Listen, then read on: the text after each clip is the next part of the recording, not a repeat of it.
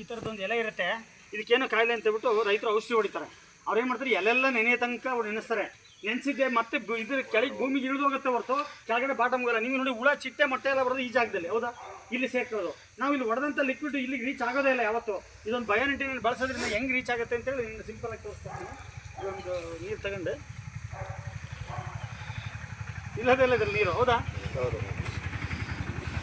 ಬೇರೆ ಎಲ್ಲ ತಗೋಬೋದು. ಇಲ್ಲಿ ಇದರೆಲ್ಲ ತೋರಿಸ್ಕೊಡ್ತೀನಿ ಹೆಂಗೆ ಇದು ನೀರು ಗಿಡಕ್ಕೆ ಸ್ಪ್ರೆಡ್ ಮಾಡುತ್ತೆ ಅಂತೇಳಿ.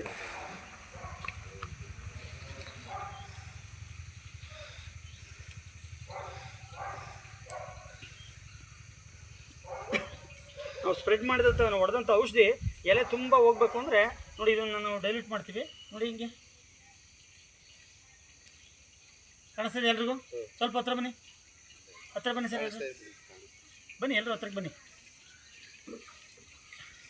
ಹತ್ರಕ್ಕೆ ಬನ್ನಿ ಸರ್ ಎಲ್ಲರೂ. ಇದಕ್ಕೆ ಕೂಡ ನೋಡಿ, ಇದಕ್ಕೆ ಒಂಚೂರು ಜಾಸ್ತಿನೇ ಹಾಕ್ತೀನಿ. ಇದು ಮೇಲೆ ಹತ್ತೋಗುತ್ತೆ ನೋಡಿರಿ ನೀರು. ಹಂಗೆ ಪ್ರತಿಯೊಂದು ಹನಿ ನೀರು ಎಲೆ ತುಂಬ ಹರಡ್ಕೊಂಡು ಸೊ ಬಾಟಮ್ ತನಕ ಹೋಗಿ ರೀಚ್ ಆಗೋವಂಥ ಕೆಲಸನೇ ಇದು ಮಾಡುತ್ತೆ ಸರಿ ಬಯೋನಿಟಿನೇನು. ಇದನ್ನು ಸ್ಪ್ರೆಡರ್ ಗಮ್ಮರ್ ಅಂತ ಕರಿತೀವಿ. ಅದು ಎಂಥದ್ದೇ ಎಲೆ ಇರಲಿ, ಇಡೀ ಎಲೆ ತುಂಬ ಹರಡ್ಕೊಳ್ಳೋಂಥ ಕೆಲಸ ನೋಡಿ. ಇಲ್ಲಿ ಮಾಡ್ತೀನಿ, ಇದು ನೋಡಿದು ಕಾಣಿಸ್ತಿದೆಯಲ್ಲ, ಈ ಥರದ್ದೊಂದು ಸ್ಪ್ರೇ ಮಾಡೋ ಕೆಲಸನ ಇದು ನೋಡಿ. ಎಲೆ ಮೇಲೆ ಯಾವ ನೀರು ನಿಲ್ಲಲ್ಲ ಅಲ್ವಾ, ಈ ನೀರನ್ನ ಗಿಡ ಈ ಎಲೆ ಚೆನ್ನಾಗಿ ಅಂಟ್ಕೊಳತ್ತೆ ನೋಡಿ ಎಲೆ ಮೇಲೆ.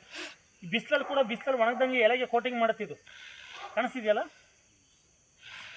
ಇದು ಎಲ್ಲೆಲ್ಲಿ ಬರುತ್ತೆ ಅದೆಲ್ಲ ಎಲೆಗೆ ಚೆನ್ನಾಗಿ ಕೂರುತ್ತೆ ಎಲೆ ಮೇಲೆ.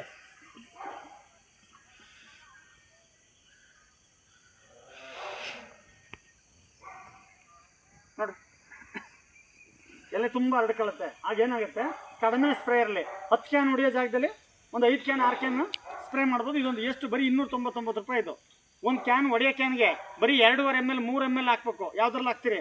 ಮಕ್ಕಳಿಗೆ ಸಿರಪ್ ಕುಡಿಸ್ತೀವಲ್ಲ ಅದರಲ್ಲಿ 2 ml ಹಾಕೋದು ಅಷ್ಟೇ. ಇದನ್ನು ಲೆಕ್ಕ ಹಾಕ್ರಿ. ಇಂಥದ್ದು 2 ಡ್ರಮ್ಗೆ ಇಷ್ಟಿಷ್ಟು ಹಾಕ್ತೀವಿ ಅಂತಂದರೆ ಈಗ ನೋಡಿ ಎಲೆ ಕಾಣಿಸ್ತದೆ. ಎಲೆ ಎಲ್ರಿಗೂ ಎಷ್ಟು ಮಟ್ಟಿಗೆ ಹರಡ್ತಾ ಇದೆ ಎಲ್ಲ ಅಂತ ಬಾಟಮ್ಗೆ ಹೋಗೋದನ್ನು ತೋರಿಸ್ಕೊಡ್ತೀನಿ ನಾನು ನಿಮಗೆ.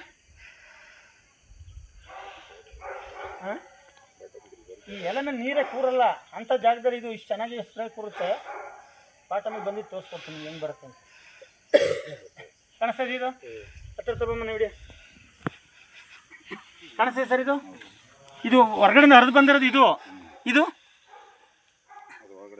ನೋಡಿ, ಇದೆಲ್ಲ ಒಳಗಡೆ ಬರ್ತದೆ. ಇಲ್ಲಿ ನೋಡಿ, ಇಲ್ಲಿ ಹುಳ ನಿಮಗೆಲ್ಲ ಇಲ್ಲೇ ಕೂರೋದು ರೋಗದ್ದು ಅಂಥ ಜಾಗದಲ್ಲಿ ನೋಡಿ ಸರ್. ಬರ್ತಾ ಇದೆಯಲ್ಲ, ನಾನು ದಬಾಕಿದ್ದೀನಿ ಹೆಂಗೆ ನೋಡಿದ್ರೆ, ಆದರೂ ಎಲೆ ಒಳಗಡೆ ರಂಧ್ರದಲ್ಲಿ ಪಾಸಾಗಿ ಇಲ್ಲಿ ಬರ್ತಾ ಇದೆ ನೋಡಿ. ಕಾಣಿಸ್ತಿದೆ ಎಲ್ರಿಗೂ? ಈ ಥರದ್ದೊಂದು ಕೆಲಸನ ರೈತರಿಗೆ ತುಂಬ ಉಪಯೋಗ ಮಾಡೋಂಥದ್ದು ಬಯೋನಿಟಿನೇನು. ಸೊ ಇದರಲ್ಲಿ ಮಿಕ್ಸ್ ಮಾಡಿದರೆ ಕೂಡ ಡ್ರಮ್ಮಲ್ಲಿ ಚೀನಾಗಿ ಡೈಲ್ಯೂಟ್ ಮಾಡುತ್ತೆ. ನಾವು ಭೂಮಿಗೆ ಹಾಕಿದ ನೀರು ಬೇರೆ ತನಕ ರೀಚ್ ಮಾಡುತ್ತೆ. ಅಲ್ಲಿ ಮಣ್ಣಲ್ಲಿ ತೇವಾಂಶ ಆರ್ದಂಗೆ ನೋಡ್ಕೊಳುತ್ತೆ. ಅಂಥದ್ದೊಂದು ಒಳ್ಳೆ ಸ್ಪ್ರೆಡರ್ ಗಮ್ಮರು ನಮ್ಮ ಹತ್ರ ಇದಿದೆ. ಇದು ಬಿಟ್ಟರೆ ನೆಕ್ಸ್ಟ್ ಬಂದು ವ್ಯಾಮ್ ಅಂತೇಳಿ.